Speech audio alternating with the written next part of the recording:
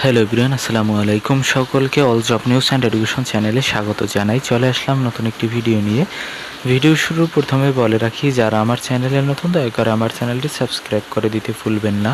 যারা ইতিমধ্যে দিয়েছেন তাদেরকে জানিয়ে অসংখ্য ধন্যবাদ। তো আজকে ভিডিওর বিষয় হচ্ছে নবম শিক্ষক নিয়োগ বিজ্ঞপ্তি আটকে থাকার নেপথ্যে দুটি কারণ। আপনারা অনেকেই জানতে চেয়েছিলেন শিক্ষক নিবন্ধন সার্কুলার এখনও আসতেছে না কেন, তো এই বিষয়ে বিস্তারিত আলোচনা করা হবে। তো দেখেন, এখানে বলা হয়েছে দেশের বেসরকারি স্কুল, কলেজ, মাদ্রাসা ও কারিগরি শিক্ষা প্রতিষ্ঠানে শিক্ষক সংকট প্রকট, অথচ এসব শিক্ষা প্রতিষ্ঠানে প্রবেশ পর্যায়ে নবম শিক্ষক নিয়োগ বিজ্ঞপ্তি প্রকাশের কার্যক্রমই আটকে রয়েছে। প্রবেশ পর্যায়ে শিক্ষক নিয়োগের অনুসরণীয় পদ্ধতির পরিপত্র জারি না হওয়ায় এবং শিক্ষা মন্ত্রণালয়ের অনুমোদন না পাওয়ায় বিজ্ঞপ্তি প্রকাশে দেরি হচ্ছে বলে জানিয়েছে শিক্ষা মন্ত্রণালয়ের এবং বেসরকারি শিক্ষক নিবন্ধন ও প্রত্যয়ন কর্তৃপক্ষ এনটিআরসি এর সূত্র। তো এর পূর্বে কিন্তু আমি ভিডিওতে বলেছিলাম যে সার্কুলার প্রকাশের অনুমতি চেয়ে শিক্ষা মন্ত্রণালয় চিঠি পাঠিয়েছে এনটিআরসি কর্তৃপক্ষ। তো সেই কর্তৃপক্ষকে কিন্তু এখন পর্যন্ত অনুমতি প্রদান করা হয়নি, সেই চিঠি ফেরত দিয়েছে বা ফিরিয়ে দিয়েছে। তো কি বলা হয়েছে সেটি আজকের ভিডিওতে দেখানো হবে।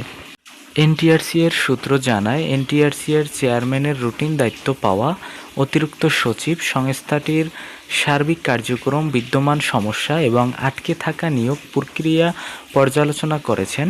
এ কারণে নবম শিক্ষক নিয়োগ অনুসরণীয় পদ্ধতি চূড়ান্ত করতে এখনও কোনো সভা হয়নি। এদিকে নবম শিক্ষক নিয়োগ বিজ্ঞপ্তির অনুমতি চেয়ে এনটিআরসি যে চিঠি পাঠিয়েছিল সেটি ফেরত পাঠিয়েছে শিক্ষা মন্ত্রণালয়।